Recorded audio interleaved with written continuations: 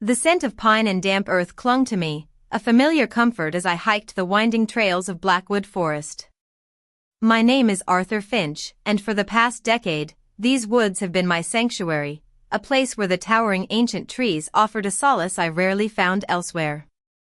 I was a cartographer, a meticulous craftsman of maps, and my life, much like my work, had always been about defining boundaries, tracing lines, and understanding the lay of the land.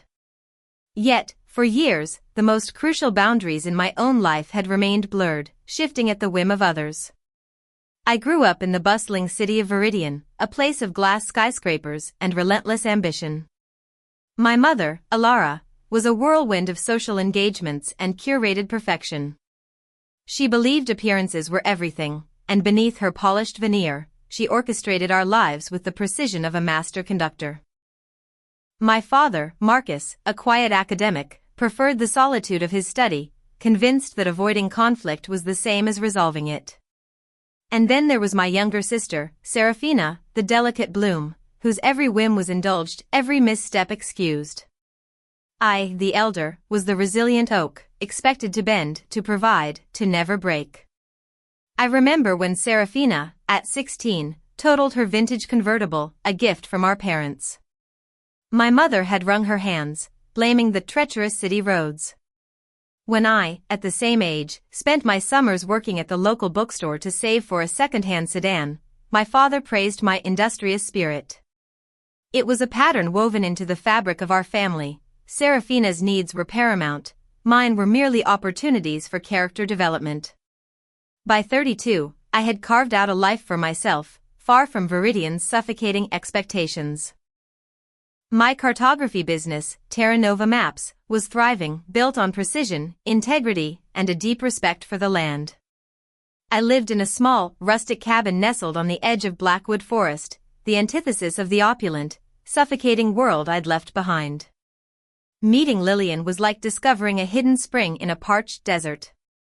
She was an archaeologist, grounded and brilliant, with a laugh that echoed through the quietest spaces. Her family, humble and warm, understood the concept of individual autonomy. Her parents, a retired teacher and a carpenter, offered not material wealth, but the priceless gifts of listening, respecting, and giving space. They celebrated individuality, not conformity. At our engagement dinner, held at a cozy inn overlooking the glistening azure lake, Lillian's father, Thomas, presented us with a small, leather-bound journal. "You're both charting new territories," he'd said, his eyes twinkling. "Here's a place to record your own journey, together." It was a gesture of trust, a testament to partnership, a quiet validation of our shared path. That night, I'd caught my mother's expression, a fleeting shadow of calculation behind a polite smile. She'd complimented Thomas and Eleanor on their charming gesture, but her gaze had flicked to Serafina, who was currently monopolizing a conversation with Lillian's uncle. It was a familiar reflex, one I should have heeded as an early warning. The morning of our wedding, as the crisp autumn air carried the scent of wood smoke and distant evergreens, Mother had fluttered around me, adjusting my tie, her voice a practiced melody of maternal pride. "You've always been so adaptable, Arthur," she'd purred, smoothing the lapels of my suit. "Don't ever lose that." Her expensive perfume, heavy and cloying, seemed to fill the room, making it hard to breathe. I'd offered a polite smile, pretending not to decode the underlying message, but a familiar knot tightened in my stomach. Some gifts, I knew, were meant to be cherished, not redistributed. The wedding ceremony itself was held outdoors, beneath a grand oak tree whose ancient branches seemed to bless our union. The reception, at the Timberline Lodge, was a blend of rustic elegance and vibrant joy. Laughter, clinking glasses, and a symphony of well-wishes filled the air. Lillian and I swayed through our first dance, her hand warm in mine, and for a fleeting moment, I felt truly unburdened. The world, it seemed, had agreed to a temporary truce. Then, I saw my mother making her way through the throng, her charming hostess smile firmly in place. She stopped beside us, her perfume announcing her arrival, and spoke in a voice just loud enough for the nearby tables to catch. "We've decided," she announced, her tone light as if discussing canapés, that the antique compass you inherited from great-uncle Alistair would be much better suited for Seraphina's new archaeological dig. Every sound in the room seemed to sharpen, then blur. The jazz band's saxophone solo stretched into a wail. Seraphina materialized beside Mother, radiant in a shimmering gown, her smile bright and unapologetic. "Oh, come on, Arthur," she chimed, a playful shrug in her voice. "It's just an old compass. You hardly ever use it." It wasn't about the compass. It was about every childhood toy borrowed and never returned, every artistic endeavor shared and subtly reshaped, every boundary trespassed and then dismissed as family love. I looked at my mother's face, composed, benevolent, utterly convinced of her own righteousness. She tilted her head slightly, awaiting my practiced gratitude. "You and Lillian can manage with your modern GPS," she added, her voice laced with a subtle jab. "You've always been so practical, Arthur." A photographer, oblivious to the undercurrent, snapped a photo, capturing Mother's hand resting on my arm, her smile wide and seemingly loving. In that picture, no one would see the subtle, possessive squeeze of her fingers. I didn't respond. Lillian's thumb brushed the inside of my wrist, a small, silent question, "Are you okay?" I inhaled the mingled scents of celebratory champagne, pine, and the suffocating familiar taste of old obedience. My father, drawn by the sudden shift in atmosphere, drifted over. "What's going on, Ilara?" he asked, his eyes flitting nervously between us. "Nothing serious, Marcus," Mother chirped, too quickly. "Just a small family arrangement. Helping Seraphina out. She's had such terrible luck with her equipment." Seraphina giggled, a soft, rehearsed sound. "It's fine, Mom. Arthur doesn't mind sharing." Sharing? The word landed like a physical blow. I thought of the countless nights I'd spent poring over Seraphina's geological reports, helping her with presentations, the rare first edition books she'd borrowed from my collection and never returned. All those small surrenders, disguised as fraternal love. I offered a small, calm, dangerous smile. "You're right," I said, my voice barely above a whisper. "I don't mind sharing." My mother relaxed, mistaking my quiet resolve for familiar acquiescence. Lillian, however, did not. Her hand found mine again, firm and unwavering. Across the room, the fairy lights strung between the wooden beams seemed to flicker. A camera flashed. The air felt charged, like the moment before a summer storm breaks. I leaned closer to Lillian, whispering, "It's starting again." She looked at me, not surprised, just ready. And in that charged silence, a simple, profound truth solidified within me. They hadn't come to celebrate me. They had come to test how much of me was still theirs. After the cutting of the traditional forest berry cake and the mellowing of the jazz band's tunes, the lodge began to empty, filled with the fading echoes of laughter and clinking glasses. I smiled through countless photos, accepted congratulations that felt like sawdust in my mouth, and counted the minutes until I could truly breathe again. When the last guest disappeared into the cool autumn night, Lillian and I slipped out a side door into the quiet, starlit hallway. He leaned against the rustic wooden wall, unbuttoning his collar. "Do you want me to say something to them?" "No," I said, my voice steady. "We already did." He frowned, then a slow understanding dawned in his eyes. We had discussed this months ago, half joking over late-night takeout. My mother's habit of transforming my possessions into family property was a deeply ingrained pattern, a hereditary behavior passed down through generations. And I had decided, with Lillian's unwavering support, to stop being inheritable. 2 weeks before the wedding, my colleague, a sharp legal historian, had helped me draft a notarized declaration. It stated, unequivocally, that every gift received in my name, personal or professional, was legally protected, not to be transferred, sold, or gifted without my explicit written consent.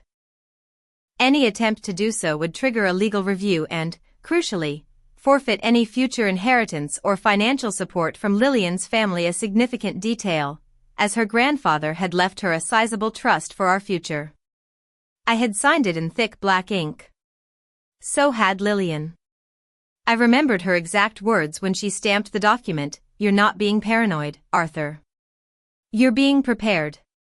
Back in the hallway, Lillian reached for my hand, her fingers interlacing with mine. "You knew this might happen," she murmured. "I hoped it wouldn't," I admitted, but I wasn't going to bleed again without a bandage. We stood there for a while, listening to the muffled laughter from the main hall. It sounded distant, hollow, like the echo of something already ending. I thought about the look on my mother's face, the subtle delight of control disguised as generosity. She had spent years training me to play the role of the gracious, accommodating son. And I had learned that role so meticulously that no one, not even my father, ever saw the quiet calculations behind my compliant smile. Lillian's phone buzzed. A text from one of the guests. "Serafina's already posting about the compass." She turned the screen towards me. There it was, a photo from our cabin study. Serafina, striking a dramatic pose beside the antique compass, with a caption, "Finally got the perfect tool for my next adventure. Thanks, Arthur." I let out a short, dry laugh. She couldn't even wait until morning. Lillian met my eyes. "So, what do we do now?" I reached for my jacket, my fingers brushing against the thick envelope tucked inside. "Now," I said, a new calm settling over me, "we let them open their own trap." Lillian exhaled slowly, a quiet sort of pride in her voice. "Then let's go finish the party." We straightened our clothes, fixed our smiles, and walked back towards the music, my heart now steady, a compass pointing true north. The storm, I realized, had already changed direction. We re-entered the grand ballroom as the band shifted into another safe, romantic tune, a familiar melody meant to fill the spaces between conversations. The room still glowed golden, but the air felt subtly different, thinner. Conversations seemed to falter, eyes darted away and back again. My mother was near the deserted dessert table, laughing a little too loudly, a queen restored to her perceived throne. Serafina hovered beside her, phone in hand, feigning interest in its screen. When she saw us, Mother's smile brightened, a practiced, dazzling display. "There they are," she called, as if we'd been on a honeymoon already. "Everyone's asking where the happy couple went." I smiled, a polite, practiced curve of my lips. "Just handling a few final details." She didn't hear the carefully weighted pause in that sentence. Or perhaps she did, and still believed she could outplay me. "Good," she chirped. "We're wrapping up soon. Serafina needs a ride home anyway, and she'll want to get started with that compass." Lillian stepped forward just a fraction. "She has one now, doesn't she?" Her voice was light, polite, surgically precise. Mother blinked. "What? The compass?" I said. "You said she's taking it." Serafina stiffened, her eyes flicking nervously between us.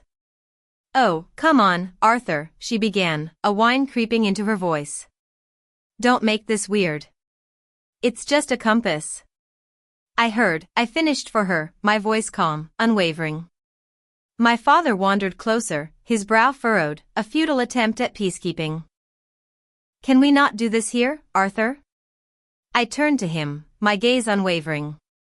"Here's the thing, Dad. This is where she did it. Publicly." The band faltered, then, uncertainly, kept playing.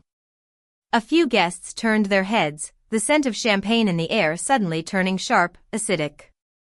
Mother's smile stiffened, a fragile mask. "Arthur, sweetheart, you're overreacting. It was a misunderstanding. We meant." Lillian held out a thick envelope. "You might want to read this before you finish that sentence, Alara." My mother's hand hesitated before taking it, as if touching a live wire. She glanced at Serafina, then at me, then slowly unfolded the paper. The rustle of the document was loud enough to cut through the soft music. Serafina leaned in, peering over her shoulder. At first, there was confusion, then a dawning recognition, then color draining, inch by agonizing inch, from both their faces. Mother tried a nervous, forced laugh. What is this? A notarized declaration? Executed 2 weeks ago, I confirmed, my voice even, devoid of emotion. It states that all wedding gifts titled in my name cannot be sold, gifted, or transferred without my written consent. Any attempt to do so triggers a legal review and forfeits future inheritance from Lillian's side of the family. The last words landed like stones dropped into a perfectly still pond, creating ripples that spread through the room. Conversation stopped altogether. Someone whispered, "Oh, wow." Serafina let out a short, panicked laugh. You can't be serious, Arthur. I met her eyes completely. Completely. My father exhaled slowly through his nose. This is petty, Arthur. No, I said softly, but with an iron will beneath the quiet. Petty is pretending theft is family tradition. Mother's voice hardened, cracking with a desperate anger. We're family. You don't treat us like criminals. You went into our cabin last night, I replied, my voice steady, unyielding. You took photos of the compass and posted them online, claiming it as your own. Serafina's face froze, a mask of disbelief. That was a joke. Symbolic. Symbolic? Lillian asked quietly, her voice a calm counterpoint to the rising tension. Symbolic of what, exactly? Serafina's lips parted, but no answer came. I turned back to my mother. This isn't about the compass, Mother. It's about the pattern. You call it love when you take what's mine and tell me I'm good for giving it. You're being dramatic, she snapped, her composure finally fracturing. Maybe, I conceded, a faint, almost imperceptible smile touching my lips, but this time, the drama has witnesses. A ripple went through the assembled guests. Phones were half raised, half hidden, a silent documentation of the unfolding scene. Someone's ant-mouthed drama behind her champagne flute. Serafina's voice cracked, close to tears. You'd really embarrass the family like this, Arthur? I'm not embarrassing anyone, I said, looking directly at her, at my mother, at my father. I'm just ending the script. Lillian took my hand, her presence a silent anchor. Her tone was even, calm, addressed directly to my mother. Ilara, you should keep that paper. It's legal documentation. My mother stared at Lillian as if she had personally betrayed her. You encouraged this, didn't you? No, Lillian replied, her gaze firm. He didn't need encouragement, just respect. Serafina's face turned a furious red. You married up, didn't you? Think you're better than us now? Lillian didn't answer. I did better, I corrected gently, but with absolute conviction. No. Boundaried. Absolutely. The word hung there, unfamiliar, alien in that space, like a foreign language. Boundaried. Mother tried again, desperation creeping into her voice. We raised you to be kind, Arthur. You raised me to give, I countered, the words a quiet explosion. And you taught her to take. That was the fracture. The one sentence that split the air in half, undeniable and absolute. The band stopped playing altogether, the sudden silence deafening. Even the fairy lights seemed to dim, flickering uncertainly. Serafina stepped closer, trembling with a mixture of anger and disbelief. You'll regret this. I smiled faintly, a ghost of a genuine smile. I already did. For 32 years. For the first time, my mother's perfect composure truly cracked. Her voice wavered, a raw edge of vulnerability showing through. Arthur, please. Don't do this in front of everyone. Then you shouldn't have done it to me in front of everyone, I said, the quiet finality of my voice settling over the room. She opened her mouth again, but no words came out. The silence that followed was thick enough to touch, palpable and heavy with unspoken truths. Lillian leaned into the bandleader. Play something, she said quietly. The drummer lifted his sticks, uncertain. The singer looked at me for permission. I nodded, a small, almost imperceptible gesture. Music rose again, soft and defiant, a heartbeat returning to the room. Lillian pulled me gently back onto the dance floor. The guests parted, like we were royalty or a bomb that had just been diffused, an aura of hushed awe surrounding us. As we moved, a slow, deliberate waltz, I caught reflections in the polished surfaces of the lodge, my mother's face, pale and still, Serafina's mascara smudged, my father staring at the floor. The envelope, a stark white against the dark wood, sat on the dessert table between empty champagne glasses. Lillian whispered, "Breathe." "I am," I said. And for once, it was truly, profoundly true. When the song ended, I turned to my parents, who were still frozen near the cake table, a tableau of disbelief and resentment. "Help isn't theft," I said, my voice even, clear. "And love isn't access." I placed my empty champagne flute carefully beside the envelope and walked away with Lillian, through a sea of quiet stares and hushed whispers. Behind us, the applause didn't come, just the rustle of whispers, like wind through a cracked door. Outside, under the string lights that crisscrossed the Timberline Lodge's patio, I exhaled everything I'd been holding for years. Lillian slipped her arm around me, her touch a comforting anchor. "You okay?" I nodded, leaning into her warmth. "I think I just stopped apologizing." He smiled, a genuine, joyful smile. "About time, Arthur Finch." We stepped into the cool, crisp night, the music from the lodge still humming faintly behind the closed doors. Somewhere inside, the smile my mother had worn all my life finally, irrevocably, fell. The drive home to the cabin on the edge of Blackwood Forest was quiet, the kind of quiet that felt earned, a profound, peaceful silence.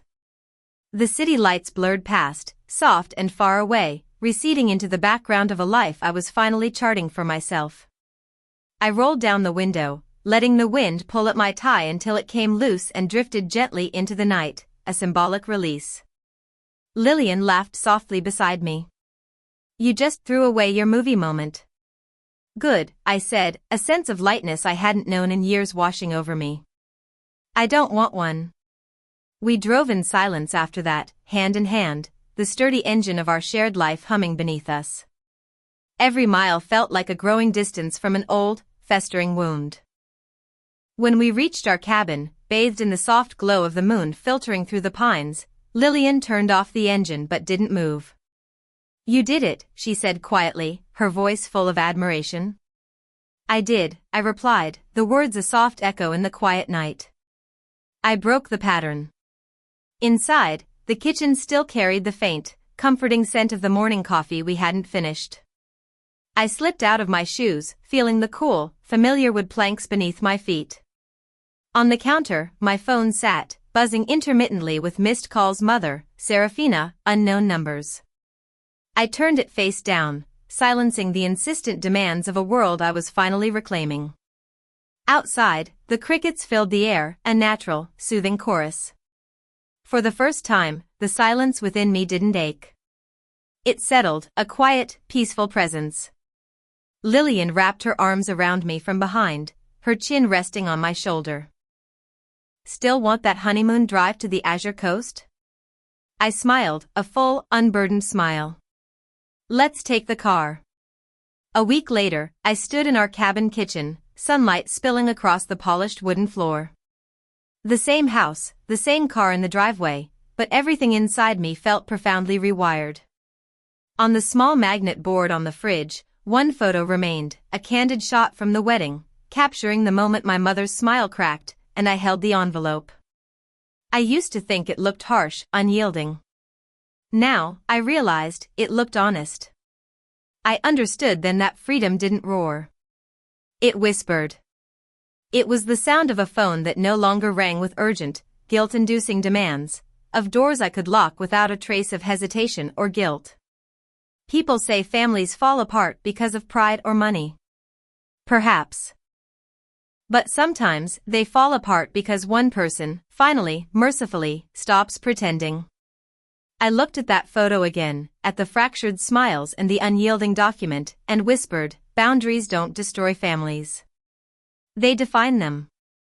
If you've ever had to draw a line with someone who called it love, share your story below. You're not alone, and you don't owe anyone your peace.